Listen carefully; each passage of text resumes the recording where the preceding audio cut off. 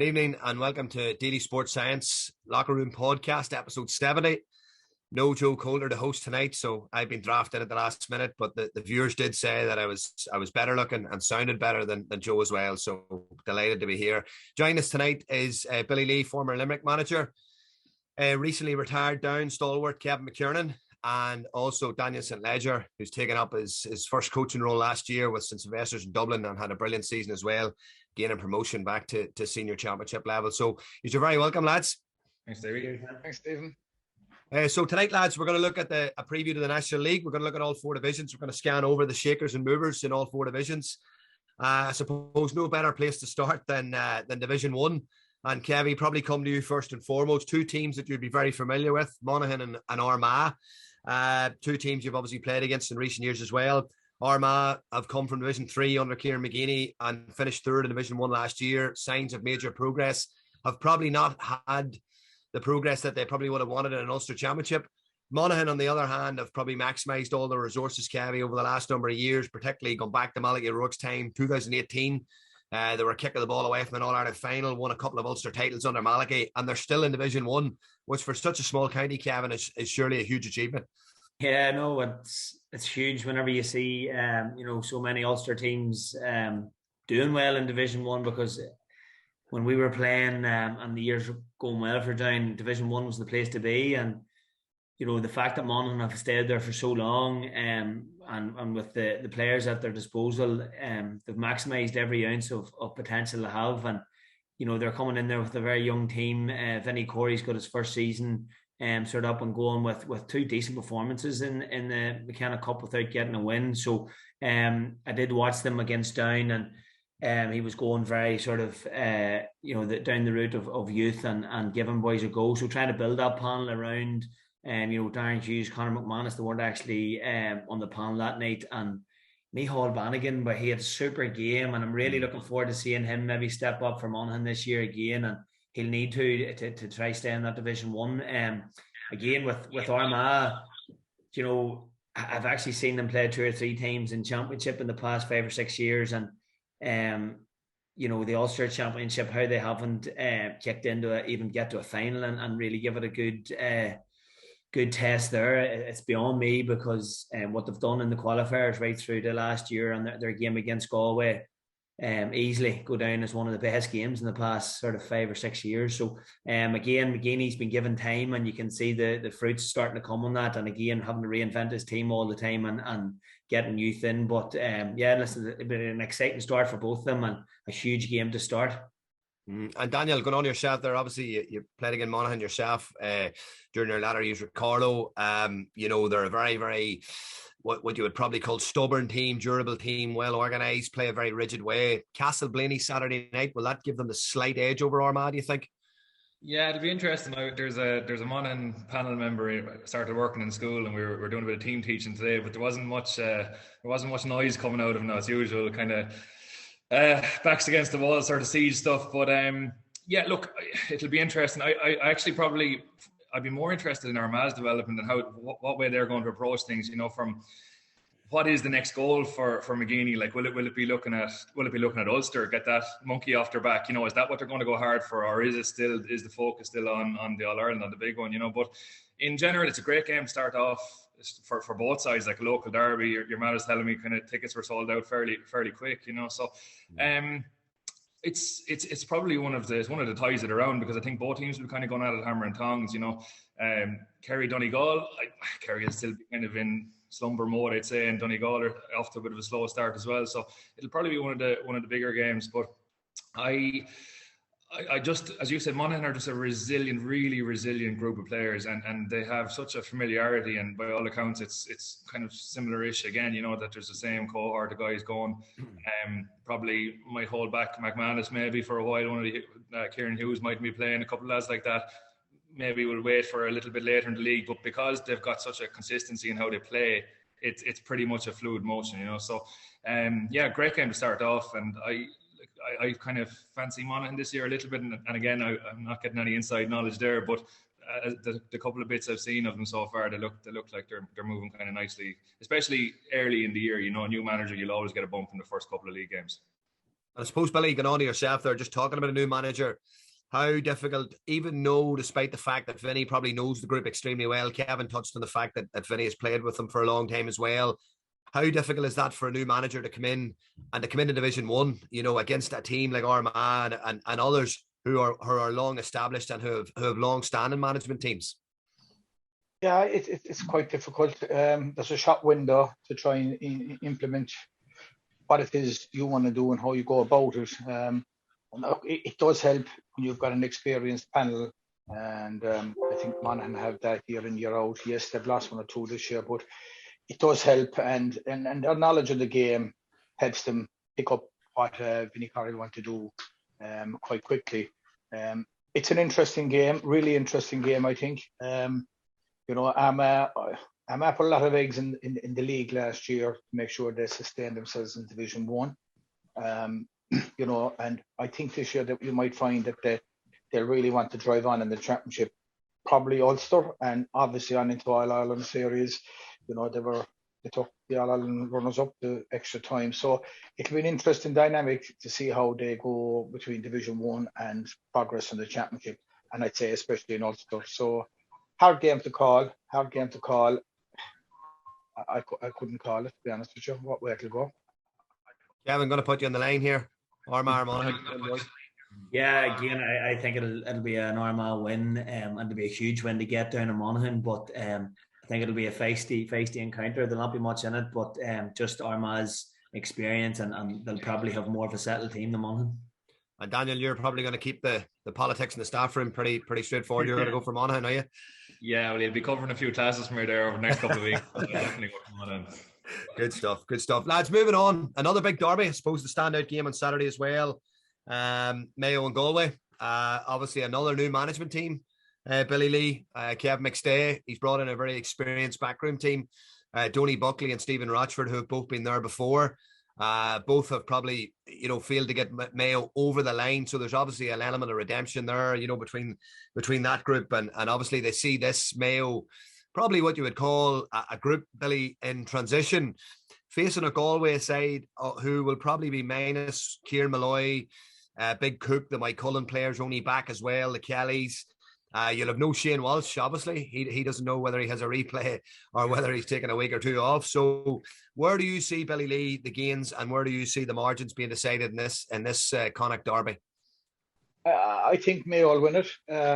It's simply because I think Galway, probably take an extended break and they may not have as much done. I think when you go along in the championship and championships within the county run on a small bit, I think you've got to mentally freshen the players up more than physically. And I imagine Galway just took that extended break because, again, they'll be looking to try and be thereabouts come July. They'll still want to stay in Division 1, no question about that. But I suspect that Mayo have a lot of work done already at this stage because they want to hit the ground running to take the pressure off. If they start not performing in one or two games early or not getting results, people start talking about the management team they have, and it just brings unwanted pressure. No, they're no different to the Mayo boys. It's going to take a bit of time for them to implement what they want to do. The added advantage Kevin McStay has is that Stephen and Donny have been there before with Mayo, so the lads know them. I won't say all of them because there's new players coming in, obviously, but a lot of them. So they'll know what they're about. They'll know what they want to play. So I think they'll probably hit the ground running a bit faster than most management teams. And probably know Kevin McStay, he's very organised and well structured and everything's up and running from the get-go. And I just think that Galway coming back, they've probably taken a break a bit longer. I think you'll expect to see Mayo. It's on in Castlebar, am I right in saying that? It is, yeah. It's a home game for Mayo, yeah. I think you'll find as well that Galway beat him there last year. Yeah, that's right. Private Mayo just bring the extra bit of oomph to the game at the weekend to make sure they're not turned over twice in a row by their nearest and dearest rivals, Yeah. And Kevin, it's probably only a couple of years, I'd say, you were playing in the championship against Mayo and Newry. Myself and my father were at the game. Fanatical fans, Kevin. An hour and a half before the game, the stand in Newry full. Mostly Mayo people too as well. Is there a huge gulf, Kevin, do you think, between the likes of Mayo and these teams at the top level, even from a physical point of view, when you're talking about the lower ends of Division 2, Division 3, Division 4?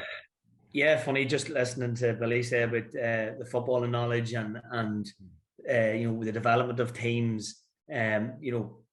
Mayo will suffer hugely from Lee Keegan's loss, and I can't wait just to see how they try to sort of fill around that and who they're going to really sort of hang their hat on to develop that. But my experience of playing against Mayo, it was just a really exciting team to play against. As you said, the atmosphere. We went down to Castlebar on Saturday nights, and it was just championship fever. Cold temperatures, but the games were hot and heavy. We had actually a couple of really good performances down there, and you're talking about the Mayo game in Newry under Paddy Talley.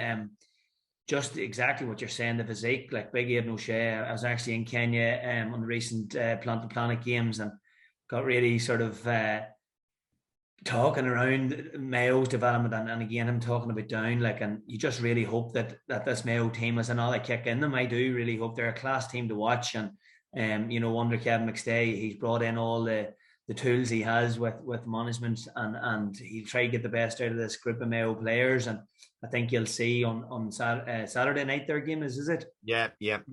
I just think there'll be a massive sort of injection of and yes, I know Lee's gone there, and maybe Aidan could take an extended break. I'm not sure, but you'll just see a massive reaction, I think, from McStay, and the players of Mayo will want to step up, and they'll want to stay in that Division 1 as much as Galway will take that extended break. They maybe will be able to cope with it, but Mayo will want to start fast, and I think with a home game they'll probably edge it. Daniel, just even from that season I had in Roscommon, there's a huge amount of respect even in Roscommon for that Mayo team, and for those Mayo players that they've been to the Wales so many times and never got over the line. But this is a newer generation coming through. Are they challengers in your opinion? No, I don't think so. Really, I think there's a bit of a gap between probably Dublin, Kerry, Galway, and even the rest after that. But it's both of the boys kind of alluded to it. I think Mayo have to start fast. I think McStay needs a really big league because there was a bit of noise around the appointment, and the amount of, you practically got 4 managers in the background as well, and nationally and probably locally, I'd say the knives aren't ever a million miles away from being out. So you can imagine if 3 or 4 league games don't go to plan, people are going to start questioning, well, who is delivering the main message? Whose ideas are these? Because you boys probably have more experience than me in the management side of things. If you have 5 really big personalities, all kind of, it takes a lot of organization for them all to be singing off the same hymn sheet. And if the messages get slightly mixed at all, that can be incredibly hard to manage, I'd say. But on the other foot, if Mayo start well, have a good league, get to a league final, it's a masterstroke. So as ever in Mayo, it's kind of a boom or bust, but it's definitely a hugely changed panel, so there's probably not even really a comparison to years gone by, which is probably no harm. They're not carrying as much baggage maybe as before psychologically. It'll be interesting to see if they do anything differently. I mean, you look at McStay's time in Roscommon, it was nice, open, attractive football, and that's probably never been Mayo's problem, is as Kevin alluded to, exciting attacking football. That's not the problem. It's probably a little bit more, they need a bit more savviness and a bit more awareness is probably where they fall down a bit, and that ongoing question of another forward for Killian O'Connor to kind of take a little bit of time off. But Ryan O'Donoghue missing a bit of last year was a huge loss. He's a top class footballer, so him being back fit as well is a massive boost. On Saturday night, Daniel, what to call it, Mayo or Galway? I think Mayo as well. I think Mayo are going to get off to a flyer this year, I think. Kevin, Billy Lee, Mayo, yeah? Yeah, Mayo. Yeah, I think so, yeah. Lads, just get on to the next one, probably the game that's probably it means a lot more to the home side than it does to the away side. Donegal versus Kerry. We've talked about new management teams.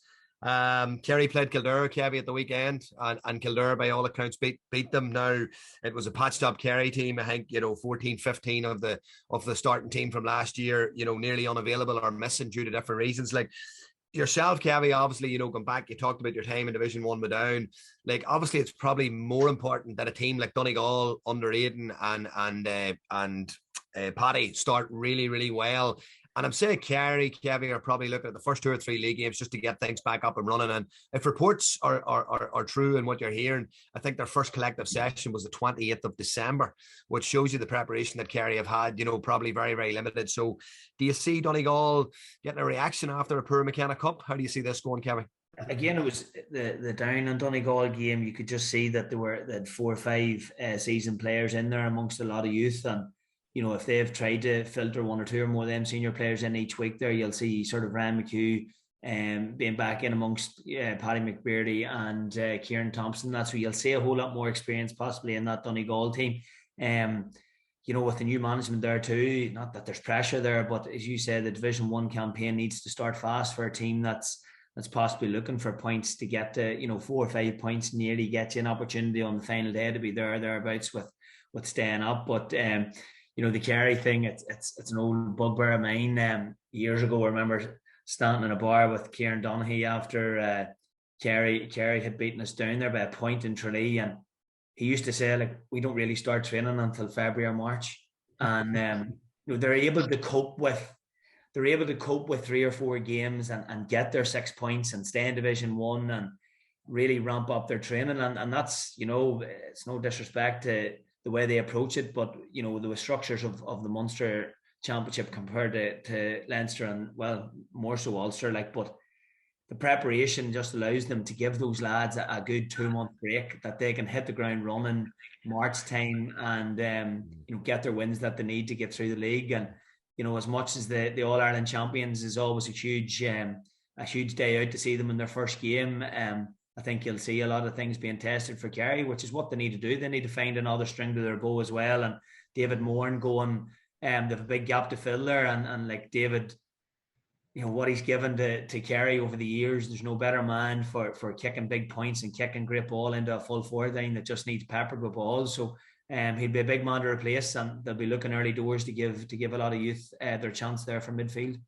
And Billy, you're taking up a coaching role next year in Kerry with Austin Stacks. Wish you all the very best for that. The Kerry senior champions, O'Reilly's, the intermediate champions, and the junior champions, obviously Fossa with the 2 Cliffords. They obviously had an extended club season as well, Billy. So that's going to have an impact. Kevin talked about the loss of David Moran. I thought he was a colossus in the All Ireland club semi-final. I was down at the match. I thought he was absolutely outstanding the way he led the fight to Kilmacud, particularly late on. Do you see the replacements, Billy? You would have a fair degree of knowledge of probably those second string of Kerry players. Are those replacements good enough to put in a sustained league campaign in Division 1? Well, look, there's an old adage that there's never a weak Kerry team. If you compare Kerry teams to previous Kerry teams, you'd say they're not as good as previous Kerry teams any given time. But there's no such thing as a bad Kerry team. They play football. It's like going to Mass on Sunday. Every Sunday there's a game, and I could go through here for the next hour telling you about how much football there is. So that's the first thing I'd say. There's never such thing as a poor Kerry. They are capable. They won't have the experience, obviously. And I suppose Jack is sitting around finding additional players now. Last year, he went to hit the ground running. He brought in Paddy. That was a juncture that Kerry had never undertaken before. And I would say to you that no one, only Jack, would have got away with that within Kerry circles, because, Jack knew what he needed. He wanted to go after, and the proof of the pudding is in the eating. They delivered, I suspect. And they hit the ground running from the get-go last year. We played them on the 4th of January, and they were nearly full. I wanted to go full strength, but they had 8 to 10 of their players to play the All-Ireland final there. Now they've got an opportunity to try and find, because the pressure's off a small bit. Jack has delivered. They won 4 trophies last year, so he's going to start looking for people, give other lads a chance. But all these guys are capable of playing football, and they won't have the experience. But they're there to be shot at, and you'd never write off a Kerry team. The long journey to Donegal depends on what you'd have to see their team to be able to make a go at it. I wouldn't rule them out of it, but I think they'd need 4 to 5, seasoned, experienced players to go to a place like Donegal. Do you know what I mean? To come out with it, you'd need a bit of experience. So it depends on the team they'd pick. And Daniel, we know only too well that supporters and football supporters and cynics and the like are very, very fickle when it comes to these things. And it's a thin line. 2 or 3 defeats early in the league for Kerry.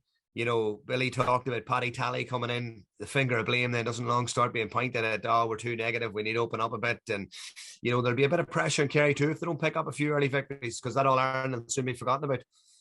Yeah, it was interesting. I was actually thinking, just as Billy was talking, I kind of always think the Kerry psyche is funny. Like, I don't think Kerry chasing Dublin ever suited them. I don't think they ever enjoyed being the pretenders or being the ones who were trying to even, let's say, sometimes mimic what Dublin were doing, or manipulating their game plan to suit what Dublin are doing. I think Kerry are back to being just themselves now, and they've bought them. I think they actually the opposite. I think they've bought themselves a little bit of leeway where they can go into the league and sure, look, we're missing this, that, and the other, and we can, as Kev alluded to, we can kind of slowly build our way up into the championship. I think it's kind of, I think we could see a little bit of domination from them for a while. It kind of reminds me of 2011, when Dublin had been knocking on the door, and once they finally did it, such a weight was off their shoulders. They were able to play with that little bit, that the release of pressure. Like last year, Kerry kind of, they were playing lads twice in 1 days in Sigerson matches, and then in McGrath Cup games, and then, going full board for every single league game. Last year would have taken a massive toll. So I think you might see a really slow start from Kerry. I think Division 1 is going to be not as competitive as usual. I think there's Roscommon and Donegal are going to really struggle, I think.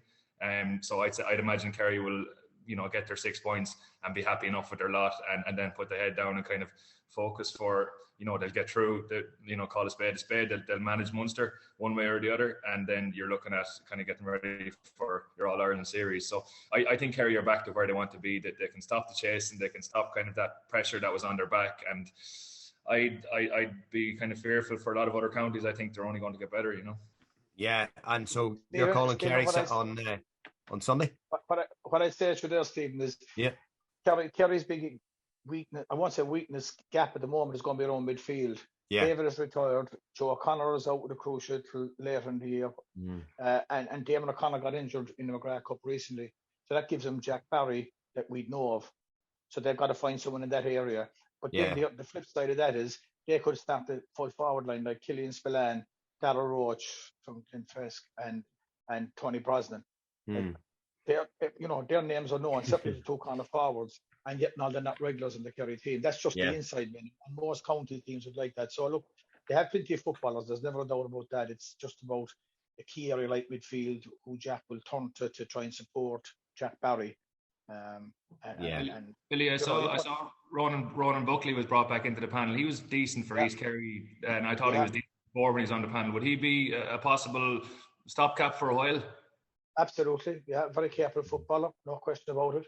And look, it gives Jack a chance to try people, and under no pressure. Why is he stopping this fella or that fella? He's nearly got a free rein at trying different things because his hands are tied.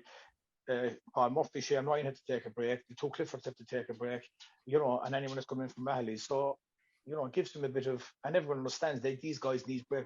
Players are not machines, so they need a space. But you're going to Donegal, very proud county, play a nice brand of football when they move it fast, and they do it. So it's not, they'll find it tough up there at the weekend for sure. And I suppose after the first 2 games of the National League, there is that 1 week break. So you probably won't see any of those named players then, Billy Lee, for the first 2 games, maybe possibly game 3 being introduced in some capacity. Kevin, call it Sunday, Kerry Donegal in Ballybuffet. How do you see it? I'll go to one of those all men first. I really don't know. It's going to be tough like that. The Donegal game against Down, they showed glimpses. McBrearty was very dangerous for 20-30 minutes and looked sharp. He's taken on the captaincy now this year. So particularly with it up in Donegal, a big travel for Kerry, and if they're lucky to favour that All-Ireland team starting, they'll be doing well. So would a big win for Donegal be an upset? Possibly. So it could go for Donegal, Yeah, and certainly will be a tough place to go, as Billy said. Lads, we'll move on to Division 2. Just probably before we move on to Division 2, there is one other game actually in Division 1. It's Roscommon and Tyrone. Probably 2 teams at the minute that you probably don't know what you're going to get with either of them. I think Daniel touched on it there as well. I think Roscommon could struggle with the lack of strength and depth they have in their panel. Tyrone will obviously be very, very keen to bounce obviously from last year's disappointment. So just quickly, without analysing it there, Billy Lee, how do you see Roscommon Tyrone in the Hyde going on Sunday? Just a quick verdict there from you. I think Tyrone will edge it. Okay, Kevin, Tyrone for you? Yeah, I think Tyrone too. A big defeat the other night against Derry. They'll be coming bouncing for a performance this weekend. And Daniel, you have poor Davy Burke relegated already, Daniel. So you're going to go for Tyrone, are you? I am. Yeah, always dangerous 2 years after they win All Ireland. So there we go. Very good, lads. Division 2, one standout team. Obviously, very strange to say this. It's not Limerick, unfortunately, Billy. It's Dublin. It's Dublin. Dublin in Division 2 find themselves in Division 2. Unfamiliar territory. The one thing that stood out for me today when I was looking at it, they have 4 away games Okay, they go to Derry in an away game, and the following week then they go to Navan to play Meath, and it's probably that little period where you're sort of thinking it might just test them a little bit. They open up their campaign this Saturday night against Kildare. It's the one game we'll have a quick chat about, and then we'll just look at Division 2 in general. Dublin, Kildare, Cavi, Saturday night under the lights in Croke Park. Yeah, Dublin victory, comfortably? I think a Dublin win, but I'm surprised that you're so disappointed. Dublin only have 3 home games. Down have had 4 away games now for about 5 years. I don't know who decides those fixtures, but no, we'll enjoy seeing Dublin on the road that wee bit more. And as you say, going to unfamiliar places, you know, you've the likes of Louth, Meath, all local derbies that they'll be licking their lips at a game at Dublin in the league. So it's a really sort of novel idea to see them there. And when you see Cork and Dublin, it's a tight enough wee division, you know, and a lot of teams will look at each other thinking, you know, any team that's pushing towards relegation there loses out on the head and Tailteann Cup territory, which is, you know, you need to have your team ready and round to go. So no, listen, it'll be Dublin will not want to spend too long in Division 2, so I think they'll be throwing everything at their early games and get their season off to a quick start. Yeah, and Daniel, I suppose we seen the glamour and the sort of the razzmatazz that comes along with playing Dublin. Like, you know, all of a sudden, you know, there's a hype around it, there's a buzz about it, and you know, as Cavi said there as well, there's something special about when the Dubs come to town, I suppose. You know, and on Saturday they're in familiar territory. I can see Croke Park obviously being 6 points from 6 for them. You don't see any other results Saturday night, no? Yeah, well, poor Kildare haven't the most wonderful track record in Croke Park, so I wouldn't be hanging my hat on an overly competitive one. But Dublin are an interesting case in this sense. Like, all the soundings up here is that they are going full board for getting straight back up, getting that All-Ireland back in their back pocket, you know. And while that is, that's good and everything else, but I think they have a really good chance this year to actually develop. They need a new James McCarthy. They need a new Mick Fitz. They need a new Conor Calla and Kieran Kilkenny. They need guys to kind of come and be the new leaders of this group. And I think it'd be an awful missed chance if Desi wasn't looking at a significant amount of players, because I no disrespect to any other team that's in it, but I still think they have enough to be coming back up regardless. While, yes, you can, I'm not saying put out 15 new players, but you could integrate 6 or 7 under 20s, maybe 22, 23 years of age. I think they need to do that, because even going back to like Mannion and McCaffrey, both coming back into the panel at 29 years of age, the two of them, you know, it is a little look over your shoulder looking to what has been. You know, I'm really surprised, because there are some, well, you know, there are decent footballers coming through at Dublin underage, but maybe that's a sign that they're not trusted, or maybe they're not rated, you know. So I think Dublin will go full whack for league, and they'll go full whack again for Leinster and try their best for an All-Ireland. But I think they'll be missing a massive opportunity by not blooding some new talent, because I'd say Dean Rock, James McCarthy, these lads have 1 year left, and I think this is the last hurrah for a good few of them, you know. Yeah. And Billy, obviously, you know, a county very, very close to your heart, Limerick in Division 2 this year. They have the Dubs at home. Realistically, Billy, probably looking at the likes of the Meath, the Clares, the Louths, you know, and possibly even maybe a scalp against Cork or Kildare to try and stay in the division. That would be surely the ambition for Limerick for this year, Billy. Yeah, I would think so, and I suppose I speak if I had my hat on as the manager, as opposed to speak for Ray and the group. But you know, that's what you'll be looking for. Obviously, it's not the worst thing in the world to have Dublin and Derry first up. You know, you're trying to straighten your team out. You're trying to get a bit of form. You know, they'd be 2 tough games at any stage of it. So if it's kind of helping you to get competitive and, you know, to really gear yourself up for the game, as you just mentioned, you know, it's not the worst thing in the world. You know, Dublin coming to the Gaelic grounds will be a great occasion for us, and we look forward to that. They'll bring the razzmatazz. I agree a lot with what Daniel is saying there about Dublin. It's a huge opportunity for them to blood the up-and-coming players. And I think, you know, the likes of Paul Mannion and McCaffrey will probably be eased into the latter half of it, you know, get their fitness levels up. Mannion will need a break, obviously, to kind of make sure the injuries, but they'll want these guys June into July as opposed to February into March, you know what I mean? So they have a lot of experience that you just get them right for the later in the year and trying to blood. You know, you've got footballers like Lee Gannon there, right? You know, to be impressed with him last year, Conor back, you know, and, you know, these guys, give them their heads. It's going to be very competitive at the top end of it. as to who, I think it's fair to say everyone's going to tip Dublin to come out of it. And thereafter, where it goes, it's you'd certainly be saying Kildare and Derry. Derry were not in the semi-final last year, so you'd have to be saying they're up there. Cork have a lot of work done from what I could see, and what I know. They have a lot of work done. Kevin Walsh has gone down there to help them. So, I don't know how Colin O'Rourke is settling in a meet, and obviously Colin has done a fantastic job for X number of years. And I tell you, you go to Innis and you take on, no matter Dublin or no Dublin, you'll learn what to come out of there like. So hugely competitive. And if I'm looking from a Limerick point of view, it's can we compete in every game? And the lads get more experience and a bit more confidence, and have some young lads come through. And I think that would be what I'd have been looking for from a Limerick perspective. Yeah, and fair play, Billy. Billy, it was yourself that left them in a fantastic position there too by getting promotion from 4 to 2. So well done on that. Kevy, Derry, very interesting, very, very interesting to say. Obviously massive progress last year with Rory Gallagher. They stormed the McKenna Cup, Kevy, although albeit got out of Newry on a penalty shootout. Which would have actually put down through to the semi-final, I think.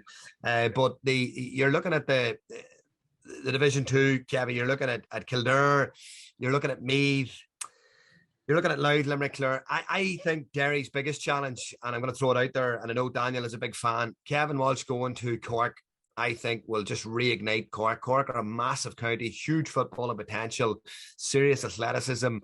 And I think it could be a race between Derry and Cork for that second spot. What's your thoughts, Kevin? Yeah, I think Derry will really regret not getting out of 2 before now. They missed it hugely last year, and when you look at Division 2, massive test with Dublin, Meath, going to Clare. Billy, you'd said about Clare. Any time we played them, my goodness, what a football team that are hidden, and people expect teams like Down and Derry to go to Clare and be winning games. The job they've done down there is amazing, and it's going to be a hugely competitive division. I think Division 2 could be just an absolute minefield for second, third place. And by all accounts, the Derry, by watching them, they seem to have really, really gone for that more forward sort of attacking style when they really break, and they know they have to add something different going forward for bigger games in Croke Park, where Rory Gallagher have his eyes. But they've carried Stevie and Uri that day. They only had a panel of 22, 23 men. And yeah, you mentioned to me privately chatting about the fact that these Glen men, what's going to happen with this All-Ireland debacle? Like, it'll definitely unsettle them. And Rory Gallagher last year had the Glen boys in training with Derry as a buffer, that they weren't away from the squad as such. But going into Division 2, he'll want his full deck, and he's not going to have it for the first possible 2 games by the looks of it. But it'll be tough. I think Cork for second place. I really do. I think it'll be Dublin, Cork. And Daniel, what's your view on that? Obviously, to back up what Kevin says, there obviously Conor Glass, Ethan Doherty, Danny Tallon, Emmett Bradley, as a host. There's obviously lads that weren't in the panel as well. Obviously Ryan Dugan's had a fantastic season, albeit his age profile, he's closer to 30. There is a huge amount of Glen lads there that would make a massive difference to that Derry team. Yeah, absolutely. And I have to say, I really like what Derry have done to McKenna Cup. I mean, against Tyrone, I thought they were fantastic. The amount of goal chances they created, and it's yes, it is systematic and it's organised, but it's very effective. And the first half, the last day, I know did a bit of a win. Tyrone didn't exactly play overly defensively, but they created so many one-on-ones. I like the style of football that they play, and massive progress last year. But as you said, the Glen lads could, them not being around for the first couple of games could slow that process a small bit.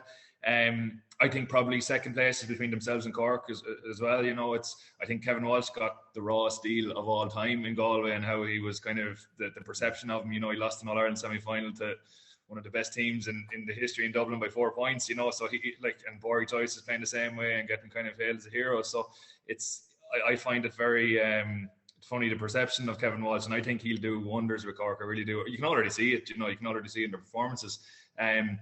Cork have athletes, and they have some really nice footballers, but they probably just needed direction and needed some, maybe a little bit of nastiness and a bit of organisation. And I think Kevin Walsh will 100% bring that. So I'd say toss of a coin between Kerry or Cork and Derry for second spot. Yeah, and I'm going to put you in the spot quickly, lads, before we move on to three quickly. Billy, Division 2 Shakers and Movers promotion. Billy Lee. I'd say Dublin, and I throw it down between Derry, Cork, Kildare. I think that's where the last. One thing I would say is that what I did note against the Cork in the McGrath Cup the other night, they certainly had four to five goal opportunities where there was potentially 2-1 overloads and stuff like that. They constantly kept the scoreboard ticking over, and I distinctly Brian O'Driscoll came off the shoulder of Brian Hurley at one stage, and Brian just kicked it over the bar, and O'Driscoll the world, and Brian just pointed that there must be some kind of guidance to keep that scoreboard ticking over. Just get them mentally thinking about what they're doing, and just keep the scoreboard, and the goals will come kind of scenario. So I think Kevin has a lot of work done there to change the mindset that we know they have the footballers. So that's been interesting to watch how that will unfold. Kevin, you have a former teammate in Division 2 as well, Dorney, down in Clare. Yeah. Are obviously like Billy said, they're obviously always very, very hard to beat. Mark's a brilliant coach and wish him all the best. But where do you see the promotion coming from then? Dublin and then other? You think Cork?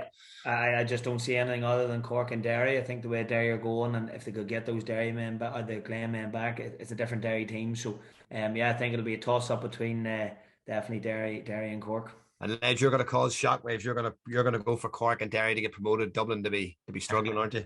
I might throw a bigger shock and say Kildare. No, I'd say more than likely. I'd probably stick with Derry. I really like what's building there at the moment, so I'd probably go Dublin and Derry. Yeah, and Colin O'Rourke might find out that it's a lot harder to manage than talk about it, But we'll see. Division 3, Kevin. Is it too early to get Danny Dorn back on the scene and get another tape going with the boys in 81, 84, or is it just small steps before we leap into the bigger stuff? Look, there's definitely been signs of progress. Kevin, you were obviously there last year. James and that was thrown in very, very late in the year. Preparation was obviously, wasn't ideal in that respect, but Connor and Marty and Mickey have obviously brought a little bit of va-va-voom to the setup, and the lads are buying into it. And from what I'm led to believe, obviously, they've been doing a lot of work from very early. And, Marty used to have a lovely saying, get your work done early, and they're getting a lot of good work done early. So hopefully that'll probably stand them a great stead, Kevin, heading in Division 3. I'm just so excited to see this group of lads getting a really good go at this, because as Billy says, they're good footballers in Kerry and Cork. We know we have that in Down as well. And absolutely, your experience in Carlow along with Dan and that, Billy with Limerick, when you give a team of players a serious setup and an opportunity to develop and go at things, anything's possible. And it really hurt me over my career, the 2 years that we got rid of managers after 1 year. Jim McQuarrie and unfortunately James was put in last year, with one arm behind his back. Anybody that's given a team with 3 or 4 weeks to prepare for McKernan Cup, and you're chasing your tail, and as a player and as a group of players, it was just so tough to recover from that. And to be honest, now I'm just so excited to see this Down team go at it, and from all accounts, I've met a few of the club lads in the gym, and they're just bouncing to get to Down training. They know there's a setup there, and they know that the way they're playing is a very sort of expansive and sort of dynamic, pacey way, because we have the pace and we have the players that love to train hard. And I know that from experience. When you see Keelan Doherty, Liam Kerr, Daniel Guinness, Pierce Laverty, and 2 older fellas, Stevie, you'd know Niall McParland and Niall Donnelly. From what I've seen of those 2 lads in the past 3 weeks, they just look like new men. And going into Division 3, that was my first experience with Down. We struggled to get out for the first year with Ross, and Ross did a great job with blooding a lot of my age group. And we attacked that Division 3 and Division 2 and got back-to-back promotions. So it ended up in an All-Ireland final 2010 after 8 and 9. And if you can get that double promotion, and you can see that from teams going from Division 4 to Division 2, if you get a quick promotion from 3, and I just hope these boys attack Saturday night. What a place to start the league campaign down in Thurles, and a big pitch for a young team to go and really play well, I hope. Yeah, some lads have come back to a bit of form now. McParlin and Niall Donny in good shape. They seem to have trimmed down an awful lot. Niall had a good intermediate campaign. I watched a lot of intermediate football this year. Watched a lot of championship football in Down in general, Kevin, actually. And, you know, as you say, the standard of footballer in Down is top class. The Down championship itself is well competitive. Over the last couple of years, obviously, Kilcoo have been brought to the pin of their collar, you know, on both occasions, obviously, with yourselves and, you know, Warren Point, obviously, taking them extra time. Clonduff had a penalty to knock them out. So the talent has always been within the county. It's just harnessing that talent and having a direction for them to stay them, Daniel. And I suppose, Daniel, you know, from a coaching perspective, what Kevy says, like that structure, you know, is important, isn't it? Like really in a coaching perspective, like. Yeah, and I was just thinking, like, imagine how strong Down could be if you let the Mayo Bridge lads go in. You know, it could be a ferocious match. He's half the squad. He's half the squad. He's got half the squad. But genuinely, it is like, you know, players like really want direction. They really want they want organization. You know, it's you know, build it and they'll come. You know, if you put the structures in place, in my experience, the modern day player wants that. They want to see that they go out every game prepared, knowing that they've prepared well the week, the 2 weeks, the 3 weeks beforehand. They know they've done their video analysis. They've got a real purpose about how they want to play. And you all spoke about role clarity and role acceptance. You know, I always found that a massive one with a disorganized team. It was pointing fingers. Well, you should be doing this. Well, no, that's not my job. You know, and all this kind of crack. But Down look like they have purpose and that there's a real clarity about what they're trying to do. I think it's very dangerous, kind of similar to Cork. You know, there's as you've been saying, like the footballers are there, but it's just having that direction and having that focus. So it'll be yeah, I could definitely see them going up this year. I think it's a real life possibility.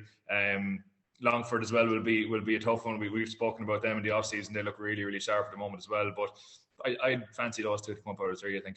Yeah, and Billy, you know, your own opinion. Like obviously, Down would obviously have a lot of respect, particularly you know in the southern counties. You know, obviously for the style of football and the brand of football they would have played in the '60s, and then obviously even when Kevin's father was in the '90 team, you know, it would have been synonymous around the whole of Ireland. You know, the style of football and the quality of player that they would have played. Absolutely, and I think look what Kinney said there. You know, you'd always know traditionalist counties because their clubs generally come to the fore in the Ulster Championship in Down's case and on into the All Ireland series. You know, the Burn have been there. You know, you mentioned Mayo Bridge, you mentioned fellas like Mickey Linden. You know, there's so much people. You know, household names, household clubs names. So you know that the caliber of players within the county. So I think it's back to what the boys said about harnessing and bringing it on. I think it'd be great for the game to see Down back pitching above an Ulster again and bringing it on Down. You know. I'm old enough to know that remember the 90s and hear the teams of the 60s. So it's always nice to see teams like that come back to the fore. Talking to one or two managers in Division 3, I hear Down are the team to beat, you know.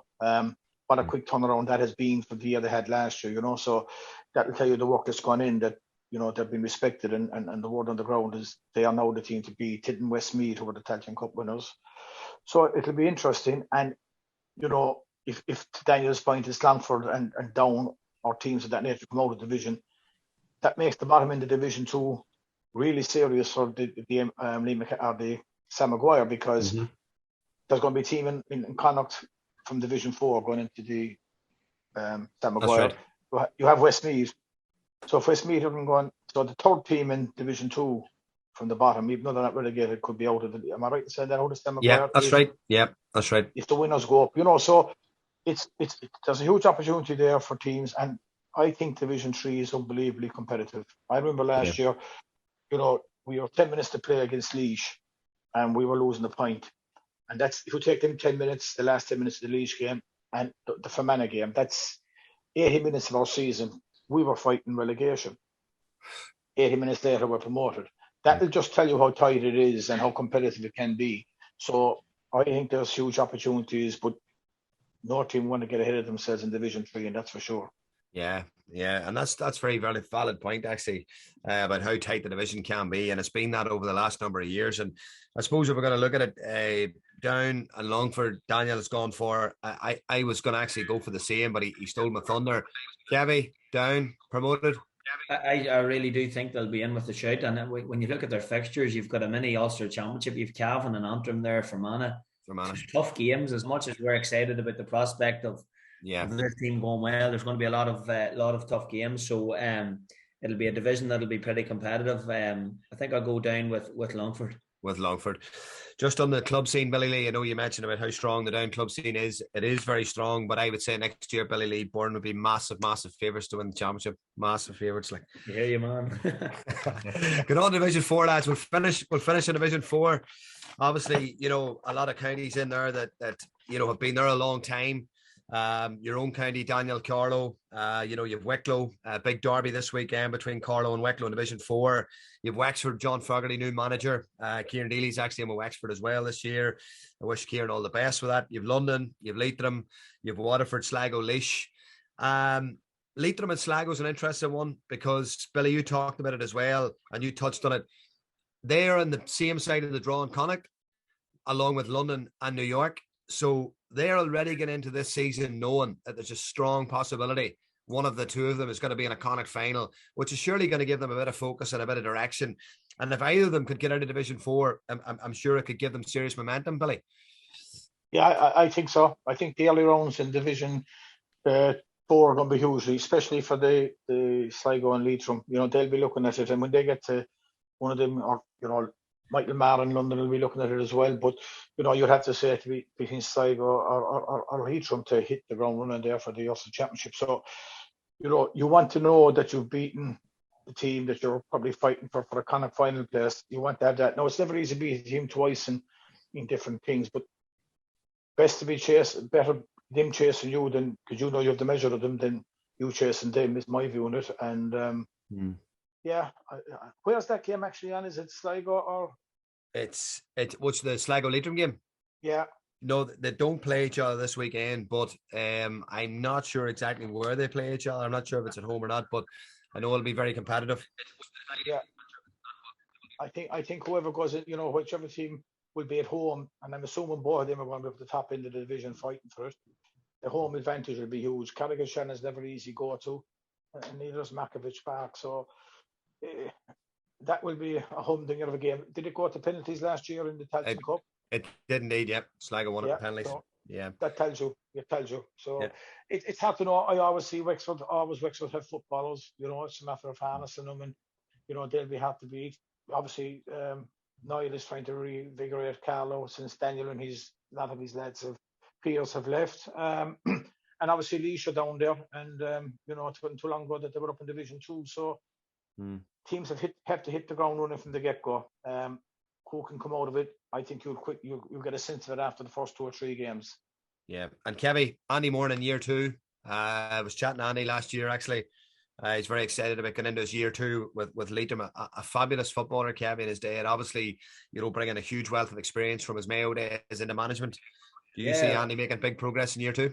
That's the sort of thing, you know, a county like Leitrim with you know, the resources they have to go and get a man like Andy Moore in, you know, can only be good for their younger players and how they develop the way they play. And, you know, the progress they had last year, I think they're within a whisker of person promotion last year. So, you know, there'll be tough games. Oisín McConville's down with Wicklow this year. You've McEntee over in Sligo. So if a lot of men there, McEntee's been there a couple of years now with Sligo, he'll be wanting to see progress. So, you know, I just love our league format. When you look at every division, like you look at Division 4 there now, I'm sure there's 4 or 5 teams are saying, we get 2 wins early here. We have a sense that we could get to Division 3. And Billy knows with Limerick, you make that one step. You have a group of players now together, have won something. You know, maybe win a Division 4 title and take the next step towards getting out of Division 3. And that'll be a huge thing for any team. And I think Andy Moore will want his Leitrim team chomping at the bit, and I think their first game this weekend is at home to Waterford, isn't it? So I think it'll be a huge chance for them to get started. And, you know, when you build your team around early performances, I think that's a nice start for Leitrim. Yeah, and Daniel, just finishing yourself there, just in Division 4, Carlow, Wicklow this weekend, but standout fixture in Division 4 for Carlow is obviously Game 3, home to Laois, local derby. Yeah, it's we won't comment on Laois, but it's a funny one. Like I always found that everything has, you know, in years gone by was riding on your first game in Division 4. It was almost the whole year was based on getting out of the league, and that first league game used to be, Jesus, it's bigger than championship sometimes. And because there was, and this is probably, you're going against your sports psychology here, but because there was so much pressure on that one game, you were probably not focused on the overall performance and what you wanted to do kind of longer term. And I think the momentum is such a big thing in Division 4, because confidence is really brittle with Division 4 teams.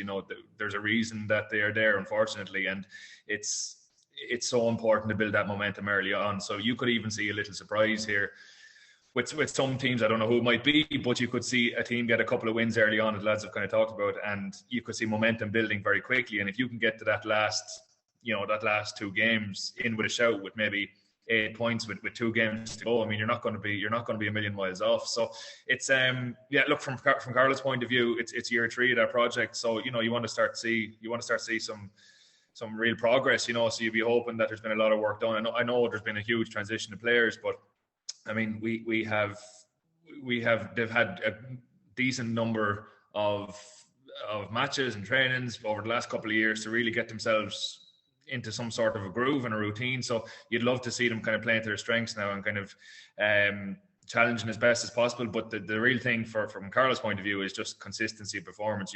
We can't have a competitive first day out, then fall off a cliff for 2 games, and then another win, and then another fall off a cliff. There has to be, as Billy alluded to with Limerick earlier, you have to be competitive in every single game, and I think that will be progress for Carlo, I think.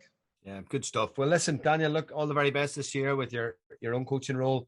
Same with you, Kevy, as well, and Billy Lee. We're all back engrossed in the game again, 2023. So, listen, lads, you've given up your time tonight to preview the National Leagues this year. It's certainly going to be an exciting competition. It'll be interesting to see now how the predictions go. We'll maybe catch up again at the end of the leagues and see how we've all got on. But listen, lads, on behalf of myself and Daily Sports Science and the Locker Room Podcast, I'd just like to thank you for tonight, your time tonight. Wish you all the best. Thank you, lads. Cheers, Thanks, man. Cheers. Cheers.